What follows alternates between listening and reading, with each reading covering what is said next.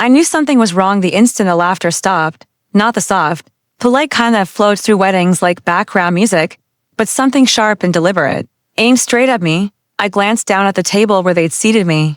Beside the cutlery sat a small, elegant nameplate engraved in gold. My throat tightened not from embarrassment, but from the cold, familiar feeling of recognition. I'd seen cruelty dressed up before, but this felt intentional, almost artistic. A few feet away, the bride's family leaned together, whispering and smirking. Watching me the way people watch a building right before it's blown apart, I gave them nothing. I took a slow, steady breath. Then I heard my son say, "Dad." His voice cracked, and that hurt more than anything written on that plate. That's where the real story begins. I met my ex-wife, Mara, on a random Tuesday afternoon in a bookstore. She claimed to love. She said she admired how simple I was, how grounded, how real. I took it as a compliment, not a warning. We rushed through life together. A wedding, a house. Then our son, Elias, he had my quiet nature, her eyes, and a softness she eventually lost. For years, she said she loved me, and for years, I believed her. But love doesn't disappear overnight. It wears away slowly, piece by piece, until one day you realize the ground beneath you isn't steady anymore. It began with her phone always face down, always silent. Then came the sudden girls' nights that felt staged to perfectly planned. Her affection shifted from genuine to performative. Her laughter was selective. Her eyes slid past me like I was just another piece of furniture. One night, when she came home smelling like another man's cologne, she said, "You wouldn't understand. You don't think on my level." That was the first time she made me feel small. She never said it directly, but it was there in the way she spoke. The truth didn't arrive as a confession. It came as a forwarded email, an entire thread between her and her lover, tearing me apart. My job, my education, my intelligence, the kind of father I was. "Elias will grow up knowing who the real father figure is," she wrote. Not biological, just convenient. Reading that didn't break me. It sharpened me. I didn't confront her. Confrontation feeds ego. Silence builds strategy. While she stayed busy with her affair, I prepared. I gathered records, messages, receipts, and met quietly with a lawyer who understood men like me, men who were underestimated until it's too late.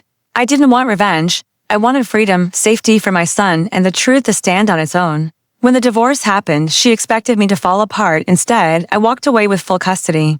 The house and every legal advantage she assumed I was too uneducated to find. She left the courtroom shaking, not angry, but exposed. Elias had wanted to invite his mother to the wedding, but she refused. Too awkward, she said. Playing the victim as always. Still, she had planted her story. Those lies grew into the cruel nameplate placed in front of me, arranged by a family that believed every word she fed them. Fake dad, poorly educated, less than. They had no idea what it took to raise Elias alone. The nights, the sacrifices, the quiet battles. But my son knew the moment he saw the nameplate. He didn't pause. He stood up in front of everyone, his voice calm, his jaw set just like mine. "Dad, let's go." The room went silent. He didn't yell. He didn't cry. He walked over, rested a hand on my shoulder, and lifted the nameplate so everyone could see it. "This man raised me. He fed me. He carried me. He is the only father I have. And if this family can't respect him, then they don't deserve me." The bride's father stammered. "Son, be reasonable." Elias pointed at me and said, "My reason is right here. If you disrespect him, you disrespect me."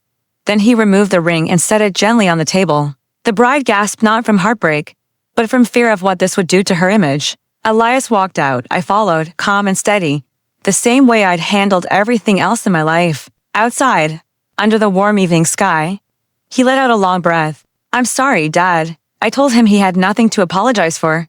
He nodded. And for the first time in years, I saw peace in his eyes. After that, the story spread fast. The wedding fell apart. The bride's family tried to control the narrative, but humiliation moves quicker than excuses. I didn't need to do anything. Respect came back to me through the one person whose opinion truly mattered. And Mara, the one who tried to humiliate me, had to watch from a distance as her lies collapsed. Revenge doesn't always come loud and dramatic. Sometimes it's quiet. Sometimes it's walking out of a wedding beside the son you raised right, leaving the people who mocked you standing there, trapped in their own silence. That's the cleanest justice I've ever known.